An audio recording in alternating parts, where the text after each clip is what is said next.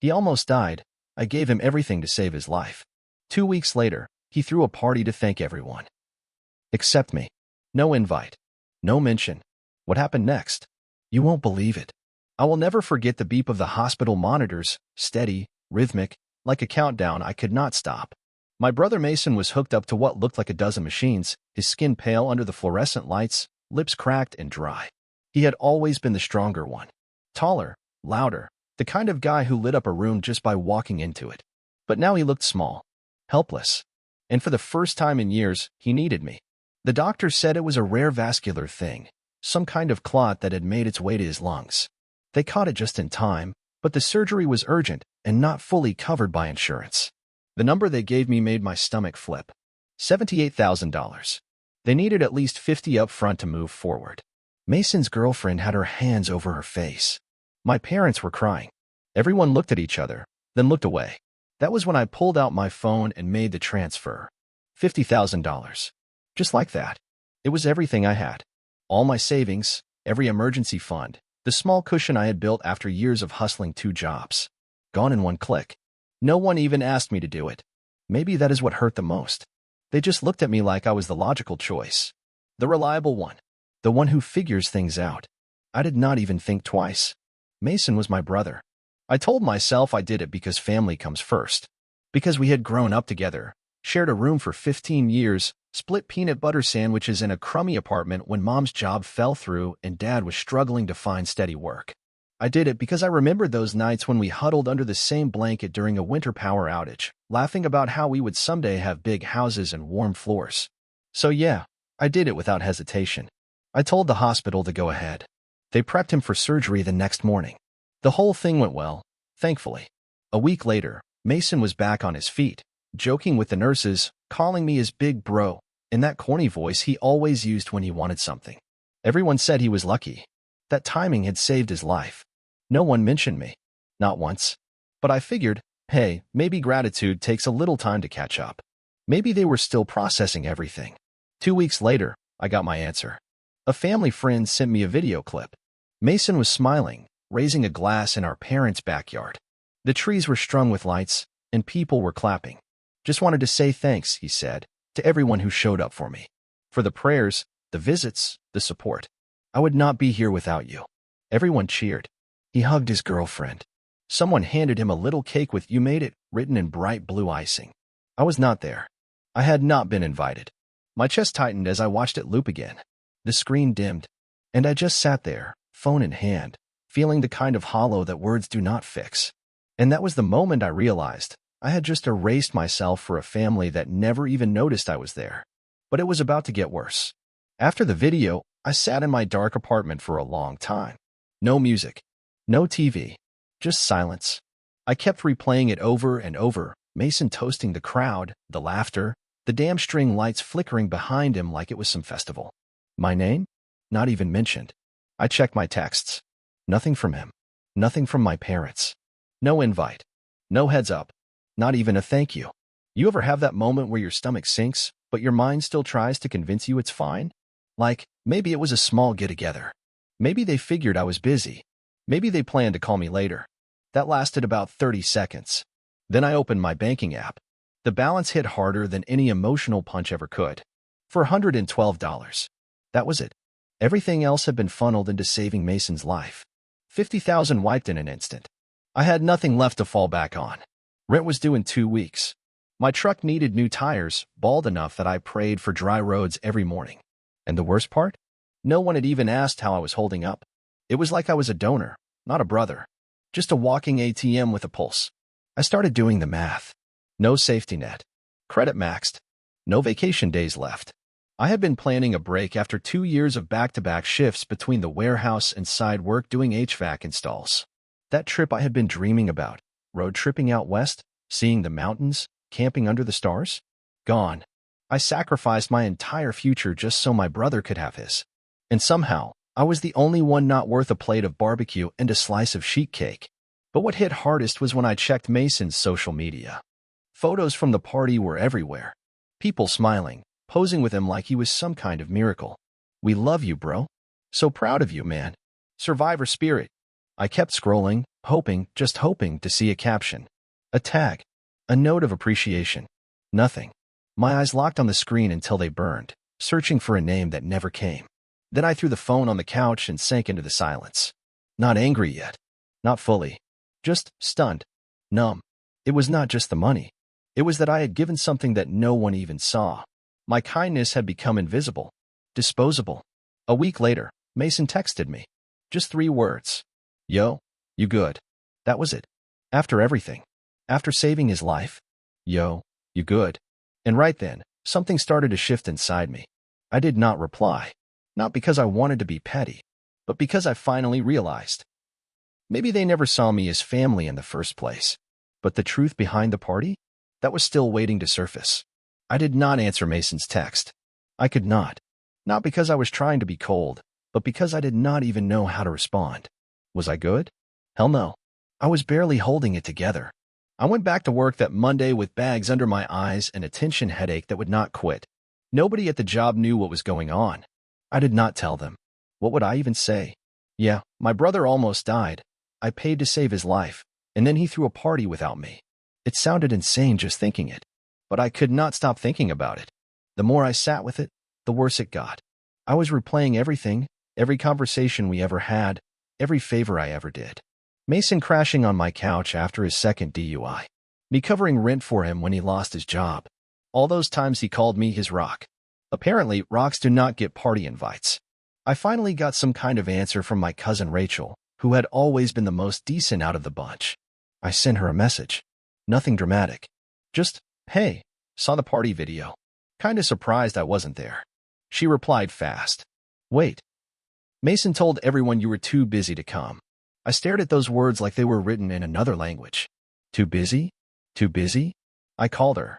She picked up right away. I did not yell. I just asked for the truth. She hesitated. Then she admitted it. Mason told the whole family I had helped a bit with the hospital stuff, but said I had made it clear I was swamped with work and did not want to be part of the party planning. I laughed. It was bitter. Ugly. Rachel apologized. Said she thought I had made that call on my own. I hung up, and for a while, I just sat there, staring out the window at the cars passing on the freeway. Everything inside me felt scrambled, like I was coming undone from the inside out. He lied. He downplayed what I did. Hid it. Like it was embarrassing. Like acknowledging my help would make him look weak. Or maybe he just did not want to share the spotlight. Maybe the story of Mason fighting through it all made a better tale than the truth that his broke older brother drained everything he had to save him. And that was when something inside me finally broke. Because it hit me, I had been written out of my own act of love. Not forgotten. Erased. And I was done pretending like that did not mean something. That night, I pulled up the transaction record on my banking app and just stared at it. 50,000 even. Labeled, Mason Hospital Advance. I had typed it in like an idiot, thinking maybe someday I would look back on it and feel proud. Now it just looked like proof of how far I would go for people who would not even return a call. I tried to sleep, but my head would not shut up. Every time I closed my eyes, I saw Mason's smug little toast. Him raising that glass like he had pulled himself out of the grave by sheer willpower. Like no one else bled for it. And I realized something that should have been obvious long ago. Mason had always been the golden one. Since we were kids. He had the smile, the charm, the crowd around him. I was the fixer. The backup. The guy people leaned on and forgot about the moment things were okay. Mom used to say I was the reliable one. Back then, I wore that like a badge. Now, it felt like a damn leash. I got up around 3 in the morning and started writing down everything I had paid for over the years. Not just for Mason, my parents, cousins, even a few of their friends. Rent payments, bail money, car repairs, groceries. I had been patching holes in a sinking family boat for over a decade. No wonder I was broke. I had been donating my life away one quiet favor at a time. I kept flipping back to that party video, watching Mason clap people on the back, watching my parents beam like they had personally performed the surgery themselves. I wanted to be angry, but more than anything, I felt sick. Not just at them, at myself. I had been the one saying yes, every time. I had taught them how to treat me. I had trained them to see me as a solution, not a sibling. And now, the weight of that finally collapsed on top of me. So I made a decision. I grabbed a plain piece of paper and wrote 6 words in black marker. Glad you made it. I'm done. Next morning, I took it to the post office and mailed it in a blank envelope addressed to Mason. No note. No explanation. Just that. A full sentence that said more than any argument ever could. And yet, I still had not faced him. That moment was coming. The confrontation came quicker than I expected. 3 days after I sent the letter, Mason showed up at my apartment unannounced. I heard the knock around 7:30 p.m., right after I had gotten home from work, still in my uniform, still tired enough to fall asleep standing. When I opened the door, there he was. Looking good, actually. Color in his face, a bounce in his step. Wearing one of those smug grins he always defaulted to when he knew he had something to explain but figured his charm would carry him through it. "Hey," he said, like we were just catching up. I stepped aside. Not because I wanted him there. Just curiosity, I guess. Wanted to hear what kind of lie he would open with. He did not sit. Just stood in the middle of my living room, looking around like he expected to see more furniture. I had sold a few things recently to keep up with bills, but I did not owe him that explanation. "So I got your note," he said. Then laughed, like it was all some harmless misunderstanding. "Seriously, man? After everything, you sent me that?" I stared at him. "Yeah," I said. That's all I had left to say. He rubbed the back of his neck. "Look, I did not think you wanted to come to the party. You never said anything. Because I was never invited." He shifted, dropped the smile for a second. "It was just a thing Mom threw together." "No," I said. "It was a thing you stood in front of. Toasted. Smiled. Thanked everyone. Except the one guy who made it happen." His eyes dropped. He started pacing. I did not want to make it about money, okay? I didn't want people thinking I owed my life to someone." I laughed. That kind of dry, bitter laugh you do when you were too tired to be shocked anymore. "So instead, you told them I was too busy. Like I could not be bothered." I panicked, he admitted, finally looking me in the eye. I knew if I brought it up, everyone would act weird. Make it about you. Make me look weak. And I figured, you would understand. Understand? He really said that. I stood there, stunned. Then I nodded. "I do understand," I said quietly. "I understand that you would rather lie about the person who saved you than share 1 minute of attention. I understand that you are so used to being the center of everything, you cannot handle what it feels like to owe someone else a moment." He opened his mouth, but I was already done. "You got your life back," I told him. "That is all I needed to know. But don't come here trying to clean it up. We both know exactly what happened." I walked to the door and held it open. He stood there, like he wanted to say something. Maybe sorry. Maybe nothing. But he walked out without another word. And just like that, I closed the door on the only person I had ever called brother. But something deeper had just opened inside me. And this time, it was not pain. It was clarity. After Mason left, I sat in that same spot for what felt like hours. I did not cry. I did not yell. I just breathed. For the first time in weeks, maybe longer, I felt something close to peace. It was not joy, not relief, but it was quiet, and quiet felt like freedom. I kept expecting a call from my mom, or maybe a group text trying to mediate, guilt-trip me, twist the whole thing into a misunderstanding. But nothing came, at least not right away. 3 days later, the silence broke. My dad, who barely says 10 words a year unless there is a football game on, called me. I let it ring out. He left a voicemail. "Heard you, and your brother had words. You shouldn't throw family away over hurt feelings." Hurt feelings? That phrase lit something inside me. Like everything I did, the money, the sacrifice, the silence I swallowed so they would never have to feel ashamed, was just an emotional overreaction. Hurt feelings. I blocked his number. Then my mom sent a message. Long one. Full of backhanded sympathy. "You know, Mason's always been sensitive about attention. You could have just talked to us instead of making things worse." She ended it with, "This is tearing the family apart." I sat with that for a while. Tearing the family apart? Like I was the storm, not the foundation they cracked years ago when they made me the reliable one, the one who stays quiet, who gives and never gets a seat at the table. I did not reply. Instead, I packed a small bag and got in my truck. No plan. Just drove. Gas was low, tires still bald, but I kept going until the city lights disappeared behind me. I stopped when I reached a patch of woods I used to hike as a kid, a place where no one ever needed anything from me. I parked, killed the engine, and stepped out into the cool night air. No buzzing phone, no guilt, just the trees, the stars, and the sound of wind cutting through the silence like a clean blade. And in that stillness, a thought hit me hard. I had spent my entire life waiting for the people I loved to treat me the way I treated them. But they never did. And maybe they never would. The shift had begun, but the hardest truth was still waiting. The next morning, I woke up in my truck with the windows fogged over and a stiff neck from the seatbelt digging into my shoulder. My phone had a couple texts. None from Mason. None from my parents. Just Rachel. She had sent me a screenshot. At first, I did not recognize what I was looking at, just a Facebook post from one of Mason's friends. Then I saw the caption. Couldn't believe what I heard tonight. Can't imagine letting your own brother foot the bill and then pretending he had nothing to do with it. Dude owes his life to a ghost. That hit me like a sucker punch. It kept going. The comments were brutal. Turns out Rachel had mentioned the truth in passing during some group dinner, and it spread. Fast. People were pissed. Not just mutual friends, but extended family too. A couple of our cousins had chimed in with their own memories of me helping them out back in the day. Mike was always there. Never asked for anything. I had no idea he paid for the surgery. That's disgusting. Suddenly, the story had changed. I was no longer invisible, but not because Mason came clean. Not because he apologized. Because the lie he told had finally run out of room to breathe. Rachel sent another text a minute later. Just 3 words. He's freaking out. I almost laughed.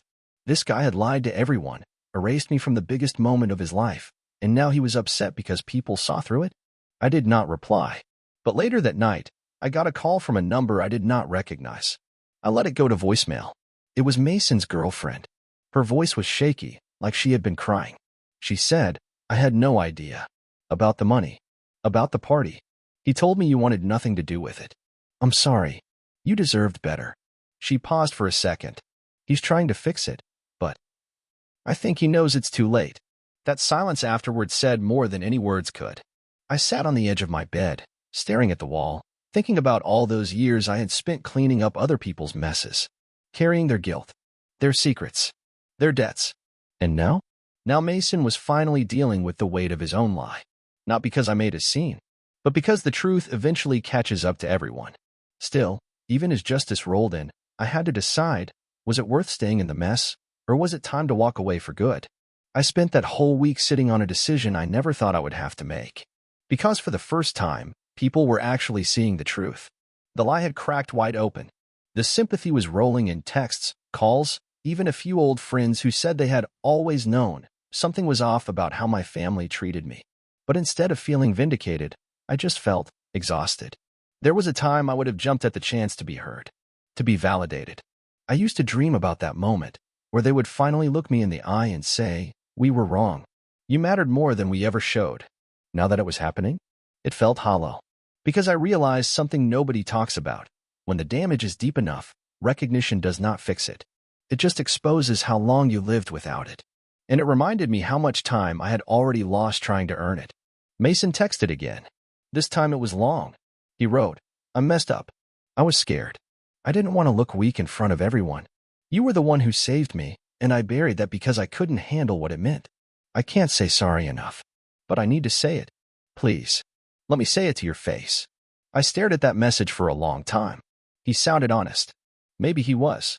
But honesty after a betrayal that deep feels like pouring water on ashes and hoping the fire comes back. I didn't respond. Instead, I opened a notebook I had kept in the drawer beside my bed.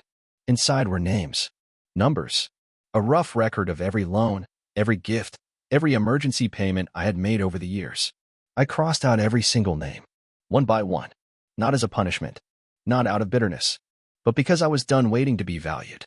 I started calling it my release list, my freedom list. By the time I got to Mason's name, my hand stopped shaking. My chest didn't feel tight anymore. It just felt clear. I shut the notebook and grabbed my phone. One more message. This time from my mom. Can we talk? It's gone too far. We're still a family. And that was when I realized the final twist. They only call it family when they need something. But now, I needed peace. And I was finally ready to claim it. One chapter left, and it was mine to write. I sat on the porch that night, feet up on the railing, the wind brushing against my face like it was trying to tell me something I already knew. I thought about all the times I had held my tongue, all the birthdays I showed up for, the broken down cars I helped push, the emergency calls at 2 in the morning I always answered, the years I spent hoping someone would see what I gave without being asked. But in the end, it was not about being thanked. It was about not being erased. I picked up my phone one last time and wrote the message I should have sent years ago. Not long, not angry, just honest. To all of you, I'm stepping away. Not out of spite, not to punish you, but because I finally understand something. Family should be a two-way road, and I've spent too many years walking it alone. I added one more line, the only one that really mattered. I'm not bitter, just done. I sent it to my parents, Mason, and a few others. Blocked the numbers, deleted the threads, sat back and stared at the stars until my chest stopped aching. Because that was it. That was the boundary. No more second chances. No more explaining my worth to people who only notice me when they need saving. I did not know what came next, but for the first time, that did not scare me. I started thinking about things I used to want before I got buried under everyone else's emergencies. A shop of my own, maybe. Fixing bikes. Something simple, honest. Something mine. It would not be easy. Starting over never is. But this time, I would be building a life that did not require me to disappear just to be accepted. The people who mattered would show up on their own. And the rest? Let them chase applause at parties built on half-truths. I would take quiet peace over empty praise any day. And in that silence, I found something better than recognition. I found myself. But there was still one more thing I needed to say, to no one in particular, just out loud to the night. He may have forgotten who saved him, but I'll never forget what that taught me. I never got another text from Mason after that message. Not a call, not a knock on my door. And honestly, that silence told me everything I needed to know. Because when someone really wants to make it right, they do not just vanish when it stops being easy. A few weeks went by, then a month. Life got quieter, but also clearer. I picked up extra hours at work, just enough to stay steady. No more late-night emergency drives. No more unpaid favors. No more guilt checks disguised as family dinners. I finally fixed my truck, on my own time, with my own hands. Even put on those new tires I had been putting off for months. It was the first time in years I spent money without wondering who might need it more than me. And for once, the answer was simple, me. I started sleeping better, waking up without that tight knot in my chest. Some mornings I would sit with my coffee and just stare out the window, not thinking about anyone else's problems. Just breathing, existing. One afternoon, I ran into Rachel at the grocery store. She looked surprised, but gave me a real hug. Not the kind laced with guilt or pity. Just human. She said, "You look lighter." I smiled. I finally stopped carrying things that were never mine. She nodded. Did not ask questions. Did not mention Mason. Just said she was glad I was okay. And you know what? I was. Not perfect. Not healed overnight. But okay. Because I had faced the truth. I gave everything to someone who could not even give me a seat at his table. I sacrificed without expecting anything in return, and still got less than nothing. But that pain, it opened my eyes. It taught me what loyalty means, and what it does not. It showed me the difference between being needed and being valued. I will never see Mason the same way again. And that is all right. Because I finally understand something no party, no apology, no applause could ever teach me. Gratitude is not always loud. But absence, that speaks volumes. I saved his life, and he moved on like I never existed. But I did not do it for thanks. I did it because I believed in doing the right thing, even if no one else ever claps for it. And from now on, I live by one truth. He may have forgotten who saved him, but I'll never forget what that taught me.